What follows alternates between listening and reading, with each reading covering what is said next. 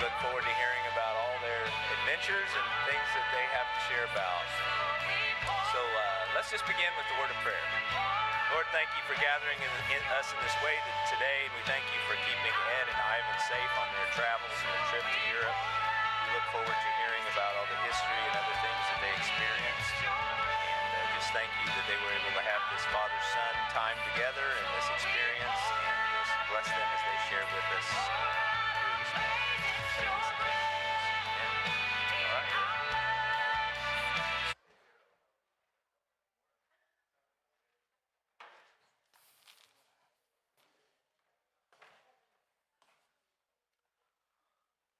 Good morning, everybody. So I want to start with one of the probably the most emotional things, or one of the coolest things that we had. This is toward the end of our trip, but here goes.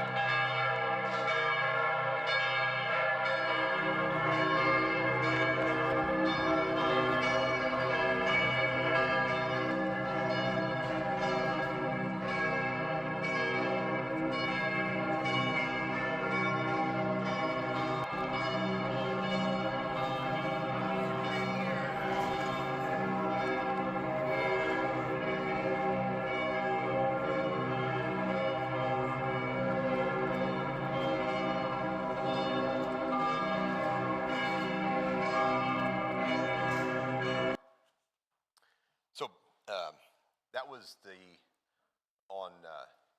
I'm going to skip way forward, but we'll come back to this.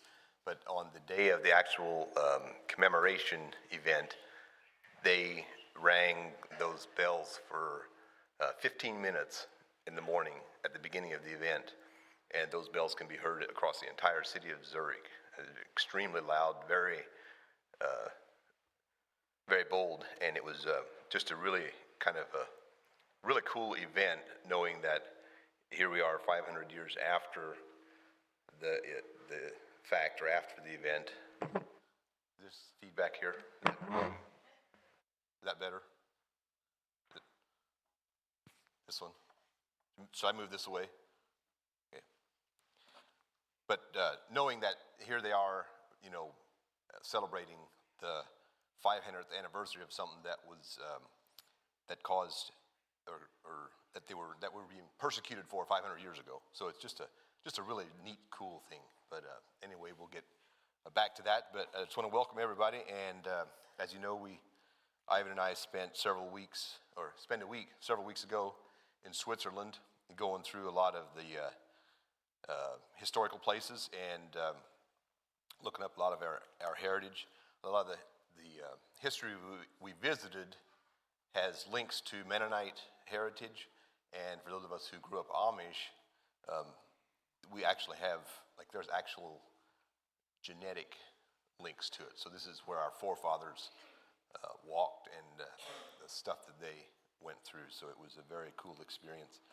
We had a lot of different languages, a lot of experiences with a different language. So German is their language over there, and somewhat familiar to ours, but still a different language.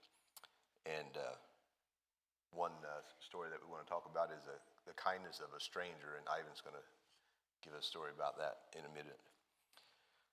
And then we ended the week at the Grossmünster Church, where the commemoration of the 500th anniversary of the beginning of Anabaptism was held, and that kind of capped off the whole week. And the Grossmünster Church, this is near the place where Felix Manz, who was one of the original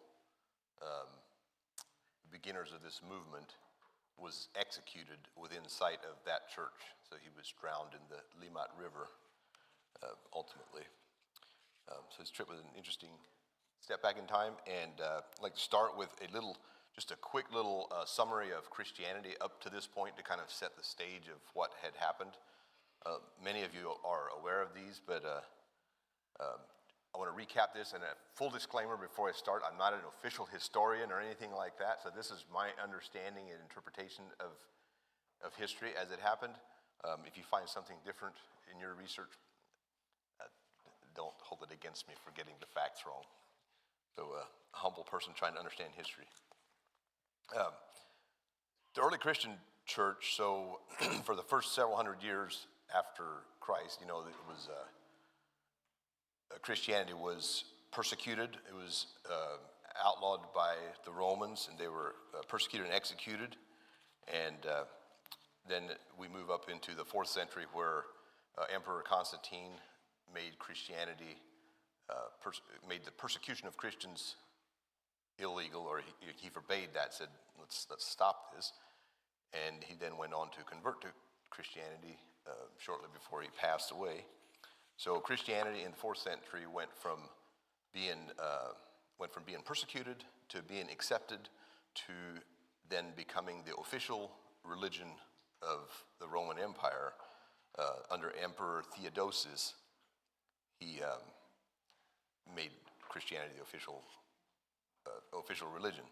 So for about the next 1,000 years, Christianity was the official religion of the Roman Empire, and it was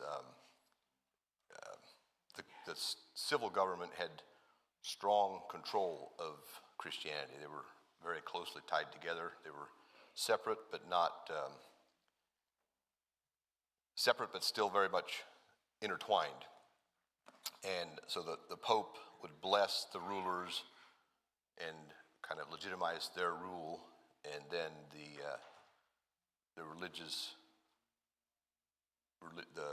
church had the protection and the power of the state. So that was kind of the environment that existed. And then in 1517, of course, Martin Luther nailed his 95 Theses on the church, the Wittenberg Church, and kind of completely blew apart what had been existing for 1,000 years, and kind of, with the help of the printing press, disseminated ideas that it's okay to have your own, to think about religion a little bit instead of just blindly following what you're told. And one of those, so Martin Luther's ideas kind of spread across Europe. A lot of different people picked this idea up, ran with it, developed their own theology. One of those was Ulrich Zwingli, who took this Reformation to Zurich, brought these ideas to Zurich, and had his own firebrand way of preaching. And he was known for preaching out of the Bible and kind of specifically going to the Bible for his ideas, and not so much the tradition of the Catholic Church as it had been up until then. And under Zurich was a group of followers who they kind of studied under him, took his ideas, but they didn't think he went far enough. Under Zwingli, I should say, under Ulrich Zwingli. So Ulrich Zwingli had one of his things was that he had a little bit of a problem with hell. Just the idea of hell didn't quite, he kind of questioned that, how that works or whatever. But he really didn't think that infants could be condemned to hell. That just didn't make sense to him. They're not responsible for what they don't know right from wrong. So the idea of condemnation of infants, he preached against that. His followers, and the three specific names that we have are Felix Manz, Conrad Grebel, and George Blaurock, who studied under him. But they wanted to go even further and said it doesn't even make sense to baptize babies. That they can't confess their sins. They can't publicly accept Christ because they don't even know what they're saying or what they're doing. It just doesn't make sense. And that has to be done as adults. And another big difference they had was that they believed the commandment in the Bible where it said, "Thou shalt not kill," they believed that to be an absolute and to be taken quite literally under any circumstances. So war, any violence was rejected by them. And big disagreement here. They had their debates, discussions, and took it in front of the City Council of Zurich. And Ulrich Zwingli won the argument. The City Council of Zurich decreed that they shall bring their babies and have them baptized immediately, because this group had several of them had infants that hadn't been baptized yet, and they were holding back on that. And the city council said they have to do that right away. They give them 8 days, I think, to bring the kids in and get them baptized. They refused, and instead they met in secret and they baptized each other as adults. And then, which was heresy. It was absolutely a terrible thing in the eyes of the current times. The city council made that illegal. And let's see if I can get the dates here.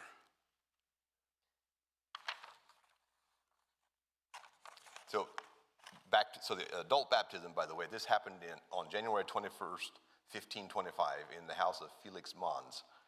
And it's actually the house that his mom owned. But Felix Mons, George Blaurock, and Conrad Grebel were the three of the people that we know who baptized each other. So that's kind of considered the beginning of this Anabaptist movement.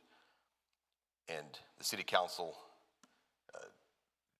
got involved, said you can't do that. They made that illegal to baptize each other, and the penalty for that was execution. And so Felix Mons ended up, he was tried, first of all, he agreed not to do this, and he left Zurich, but then he came back, baptized others. He was arrested later, tried, and then ultimately executed by drowning in the Limmat River, just within sight of the Grossmünster that we just saw here.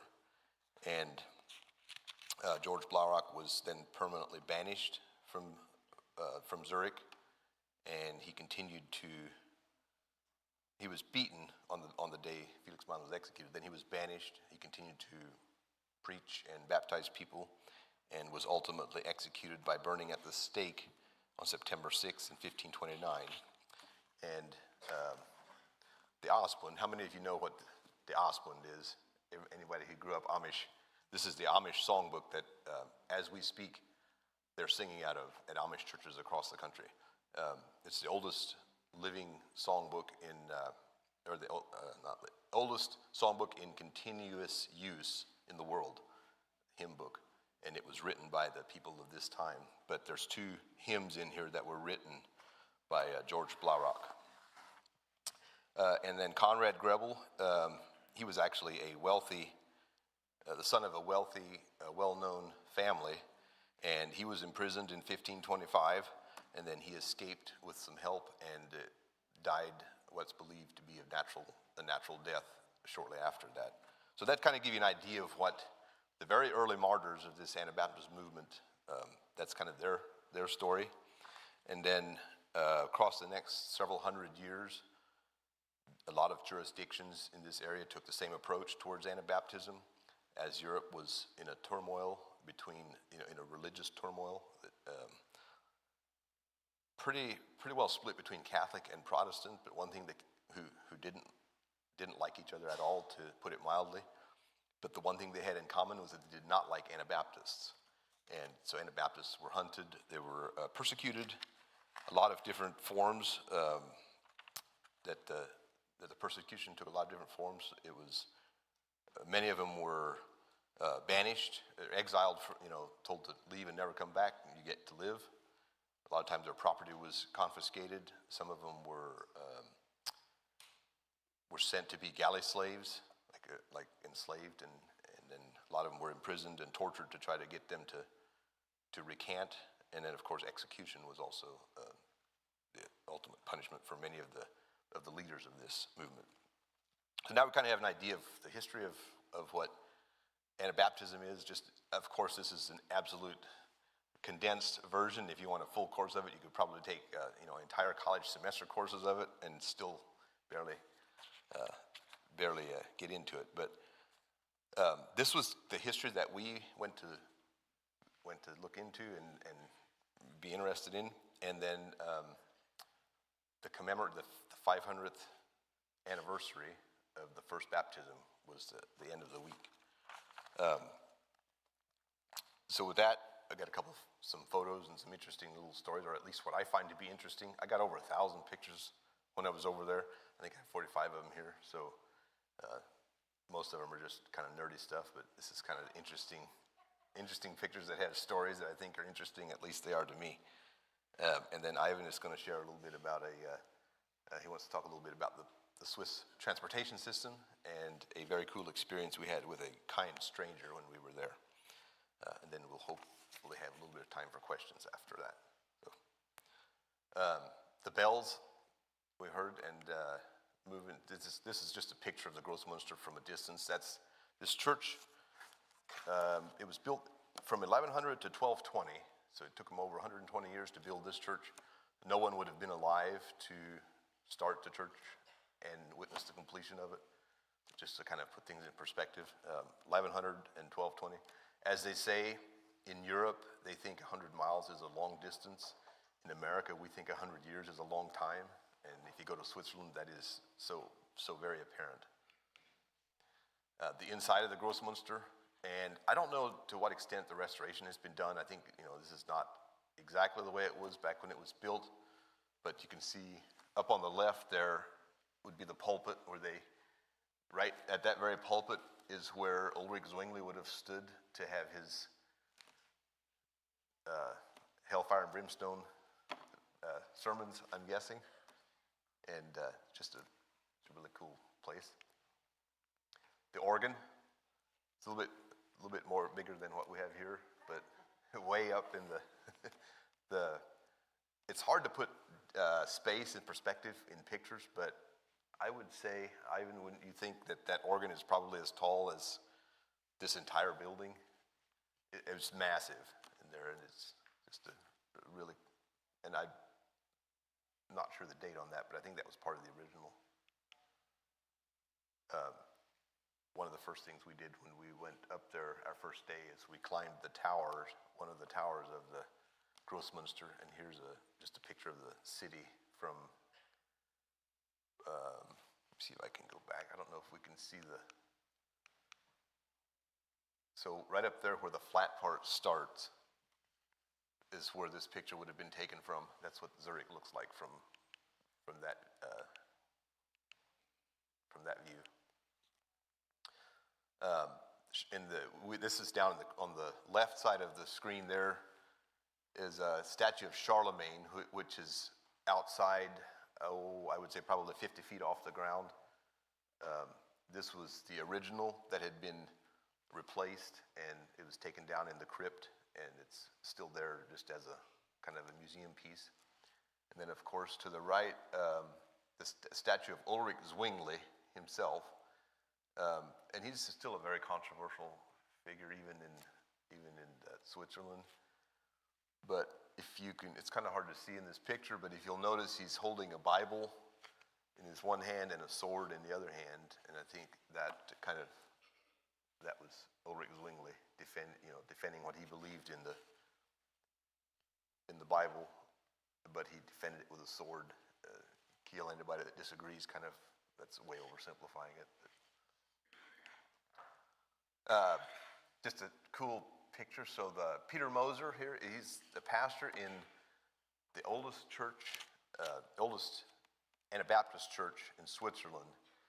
And I don't remember the exact age of this, but keep in mind that an Anabaptist church in Switzerland was not a thing for several hundred years because everything had to be done underground and in secret. But it's a place we visited earlier on in the week, and then we ran into him at this commemoration event and got our picture taken with him. So here's Peter Moser, the pastor of the oldest Anabaptist church in Switzerland.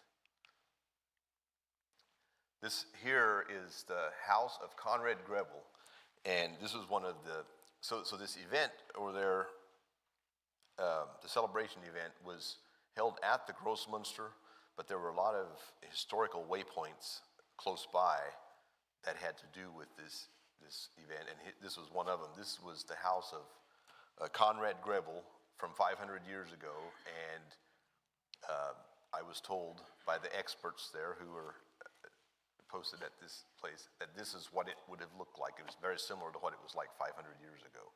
So the inside has been renovated since then and changed a lot, but the outside is, this is what it is.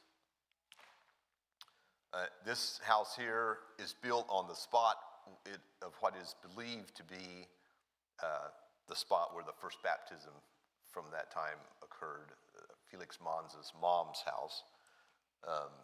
There's some dispute about exactly where that location is, but this is kind of the most widely accepted spot, and this is not the house of the time. It has since been replaced, but this is basically the spot.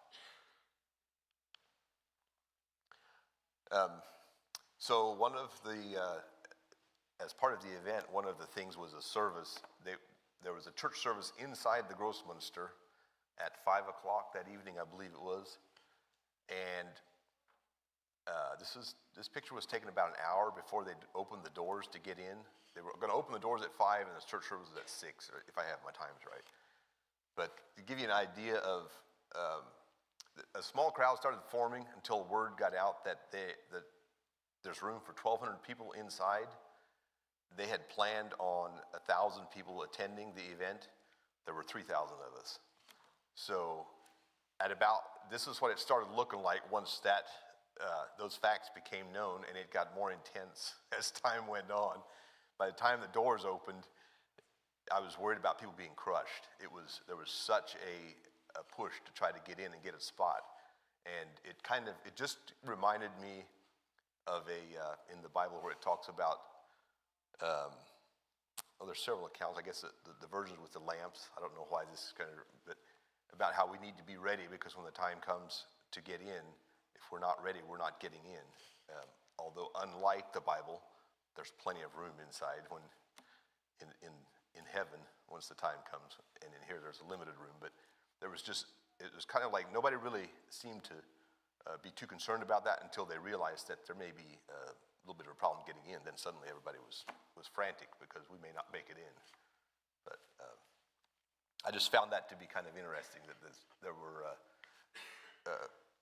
a lot of us were probably acting in ways that were unchristian-like, trying to shove our way in a place where most of us were Mennonites there and Anabaptists. Interesting thing about Zurich, Bern as well. So throughout the entire city, there's fountains, just random places, and if you want a drink, you just get a drink, and the water goes down the drain, gets recycled, or does whatever. And a lot of people bring in water bottles and filling them there. But any fountain you see in the city is potable water.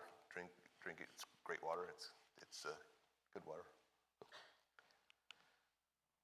And so, kind of, that's to do with the commemoration event of the last day. And I'd like to move on to the Traxelwald Castle. I'm going to run out of time. I knew this was going to happen, but I'm too wordy here.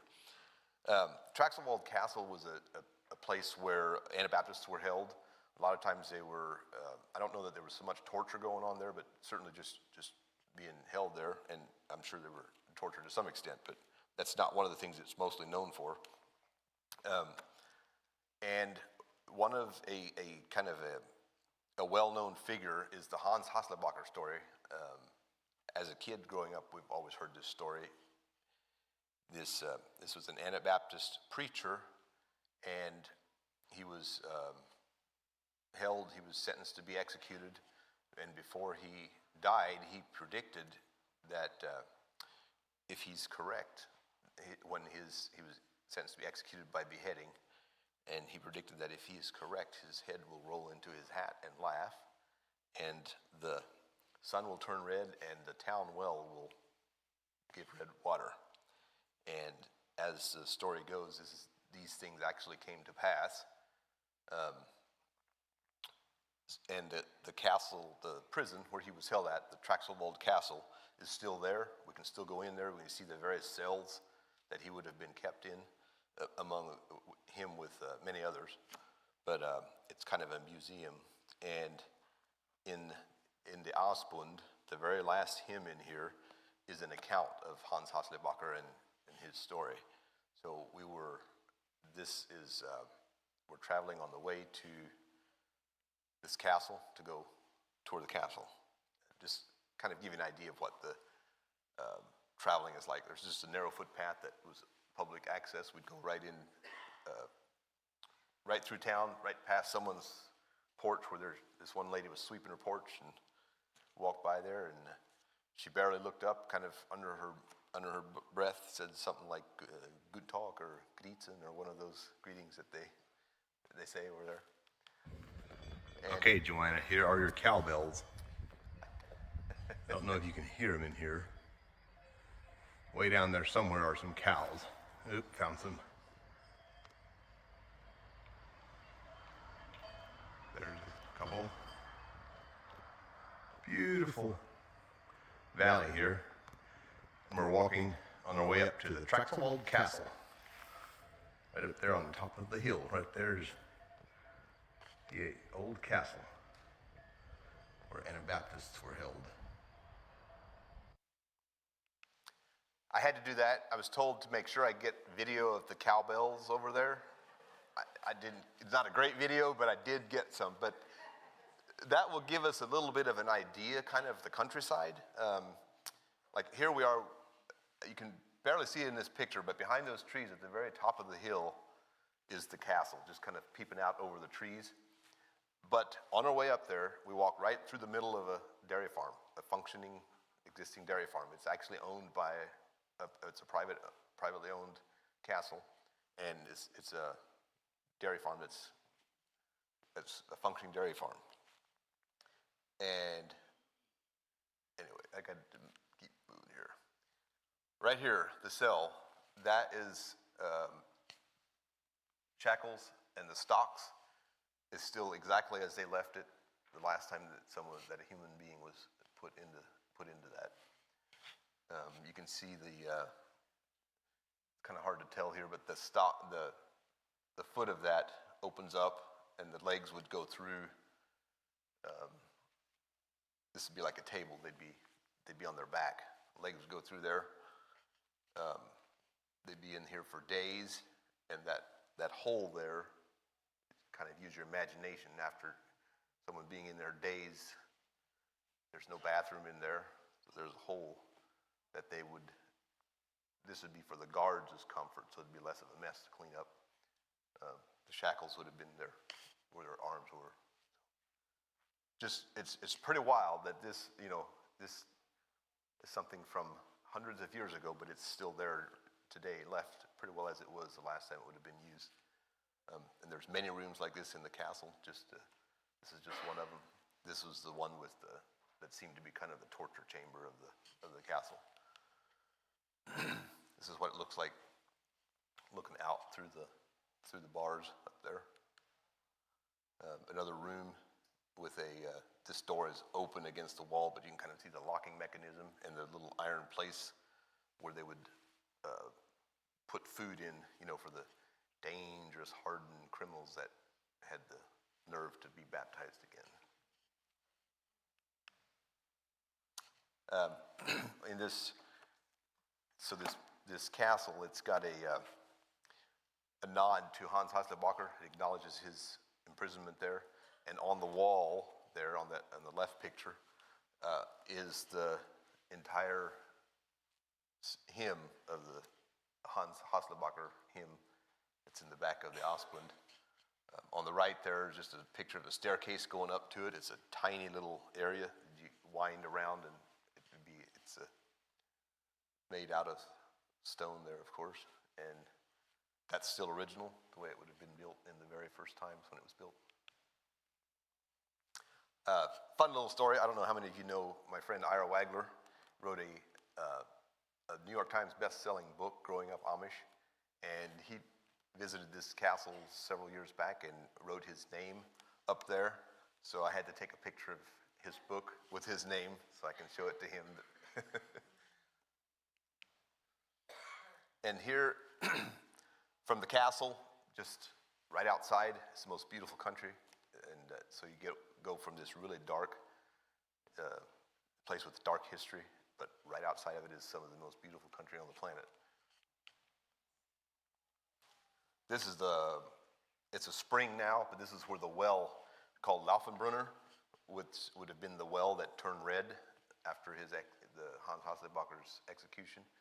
And according to the hymn and according to several other accounts, it actually did turn red, whether that was, a lot of iron that turned to rust or what. We don't know the exact details, but apparently it actually happened.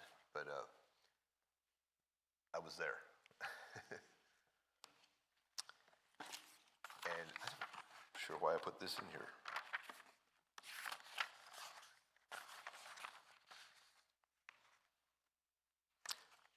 This is just basically another, I think, way down, right toward the middle of the picture, I think if there's somebody spreading manure down on a dairy farm, but it's just beautiful country. Walking through this whole countryside, it brought back smells that just took me back to my childhood.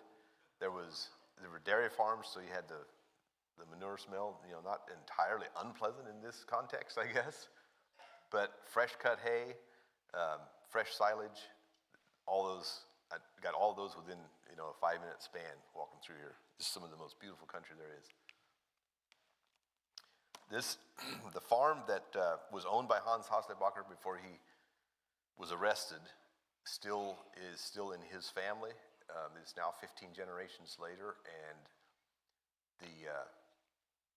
the wife of one of his 15th generation descendant has made a museum kind of out of his, this building, and made a little, I don't know if you want to call it a museum, but kind of an acknowledgement of his story.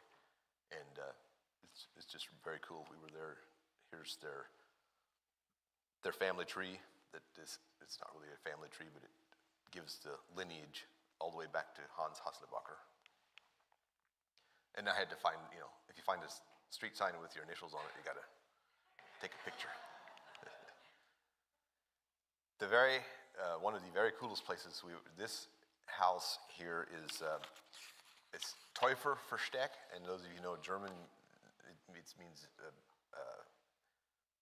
baptizer, hiding place, basically. But this building was built in 1608, and it was used to hide Anabaptists. And it was sometime within the last 30 or 40 years, they discovered what they had always kind of known from tradition, that there was a hiding spot in their barn, but they didn't. It had been covered over with a new floor, and they kind of knew the general area, but through some research from Paul Hostetler in Lancaster and some people over there, it was connected, and they actually found the hiding spot, and it is now kind of a museum. It's still privately owned. It's also a functioning dairy farm.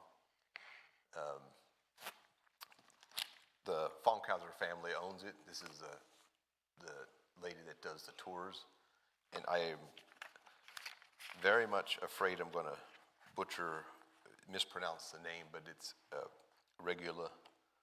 It's her first name, if I pronounced that right.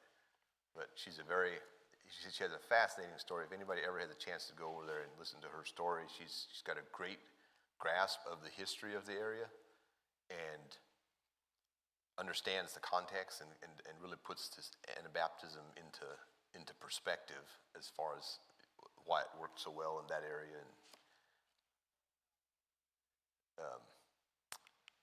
forward to the hiding spot, there's the back side to get up to the barn, and up in the barn, way toward the back there, at the top of the picture, is a hole that's accessible from the hay mow, and it's behind a smokehouse. Here's a kind of a model of the building, and toward the bottom left there, that one little rectangle, that would be the room of the hiding place. See if I can get a better. Okay, on the left, that left picture, that's the side of the hiding place. It's about big enough for maybe 5 or 6 people, but they would run in there, they would hide from the Anabaptist hunters, and it was in a clever little way with a trapdoor that had hay over it. So they would jump into a pile of hay, disappear, and then they could lock it behind them, and then when someone else the hunters would come looking for them, they were never able to find them. For 20 years, they hid Anabaptists in there. The picture on the right is they have modern hay hay handling equipment in the very same 10 feet away from where this 400-year-old Anabaptist hiding place is. And Toon Castle, this is another very cool place that we went to visit. That's a ballroom of an actual, this is where knights and princes and princesses would have had their ball. That's an actual place. Toon Castle was also a prison for some of our ancestors. This is a roof construction. Right there, that would have been the prison of our ancestors. There were known to be Yoders and Brennemans. Those are two names that are familiar who were held there as Anabaptists. And I'm going to be running out of time a little bit, so I'm going to fast forward and let Ivan do his part. And then we'll have some time for questions.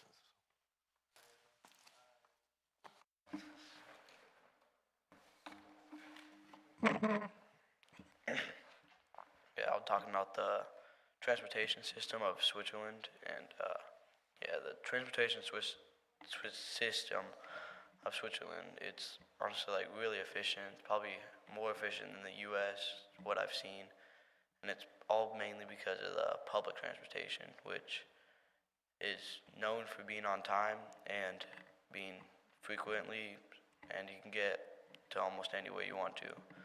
Unless you get in the rural areas, which you still have to walk a little bit. And when we first got to the airport, when we got off, we got to like a mall area, and under the mall they had a train station, and we did not know how to get to our Airbnb, which was like a mile away. And yeah, we looked on Google how to get there, and just took a train, and yeah, we took a train to like the main area of Zurich, and we walked the rest of the way. But we could have probably got a lot closer if we used like the trams they had there. That was like we did the first day. But then the second day we got there, my dad was looking at like the Swiss travel passes, which the Swiss travel pass could get you almost anywhere you wanted to go with public transportation. And this year would have been the perfect year because I got to go for free since I was below 16. And yeah, he got it that day, and we took public transportation to the Grossminster, which it was just like one tram ride away, and it came like every 6 minutes, and if we missed one, we just got on another one. It was kind of easy once you got the hang of it. Yeah, and then and then the day after that, we went to the castle, whatever castle, and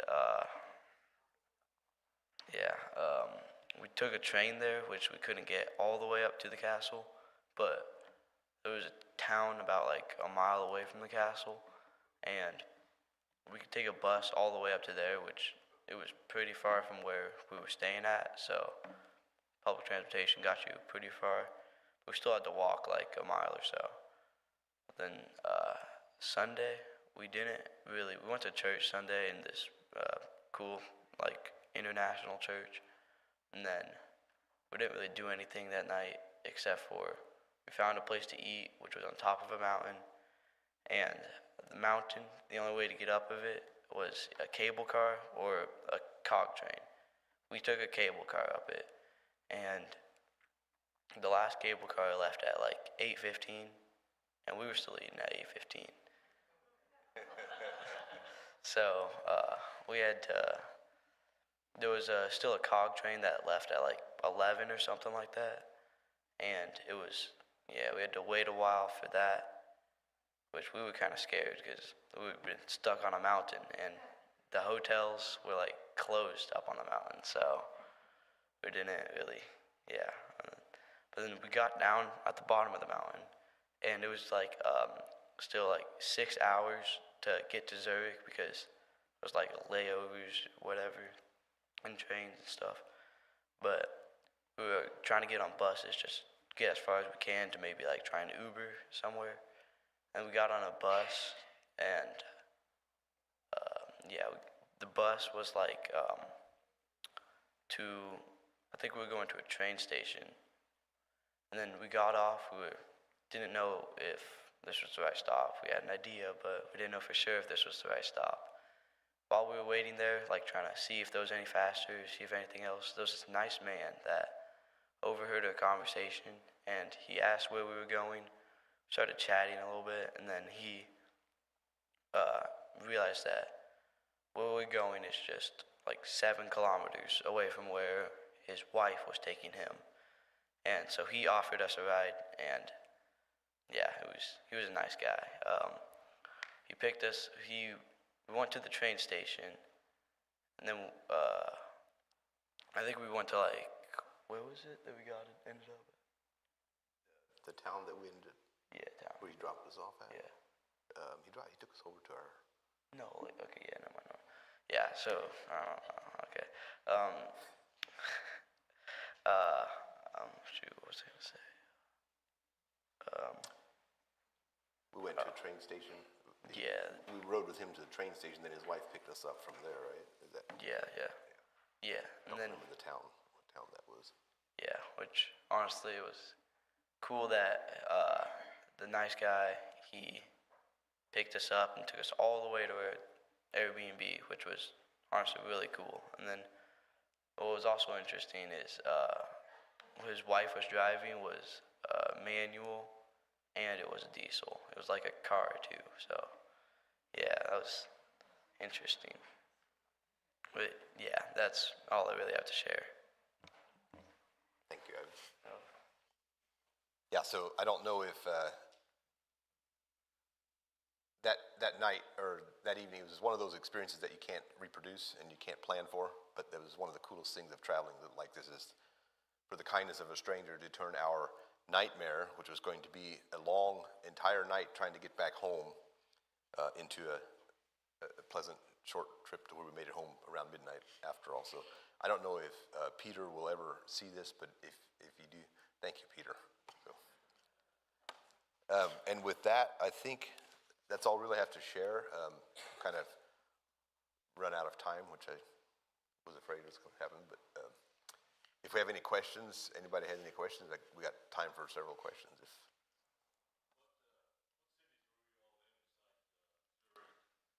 Zurich and Bern, and then Summerswald was the Summerswald area.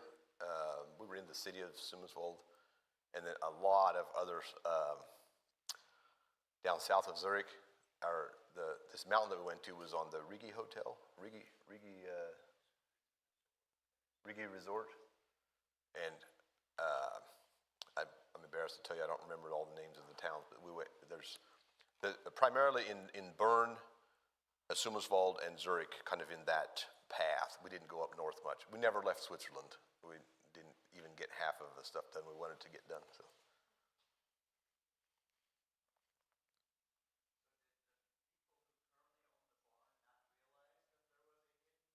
Yes, she tells us, she does such a wonderful, I can't say enough good about her presentation, but it had been handed down orally, in oral tradition, through their family. They'd always known that up in this one corner of the barn, there's some hiding place somewhere that was used back in the day. And that was kind of the extent of their interest in it, really, until somebody from here connected with somebody from that region. I don't remember how the connection was made, but no, the floor had been built over, in years past.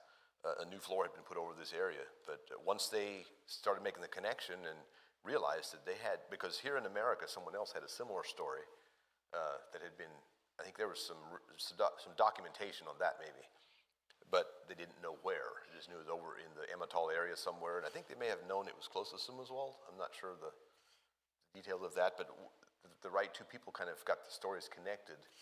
And they said, well, yeah, up here in this corner of this barn, we have this history. We think they got their chainsaw out and they cut it out and discovered the spot. That's my recollection of her story. I've got, yeah.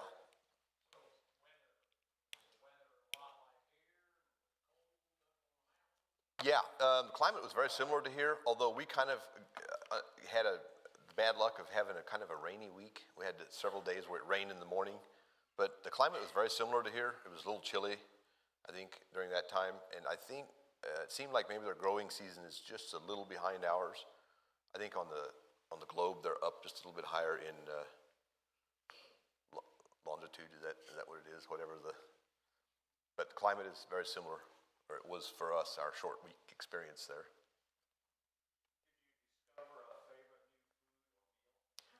Cheese fondue. Yep. We had the opportunity to eat horse meat, but we're not really hungry for that at that time. But yeah, cheese fondue is I would say that's my new favorite food. It's yeah, you know, yeah.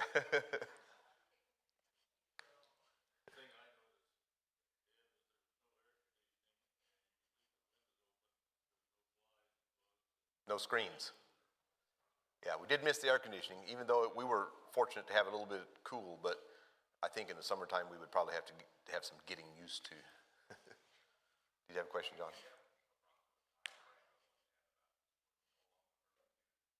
I think 1743, if I recall. No, Anabaptists were, so the last Amish left there in the early 1900s. And so I don't really know, they took on different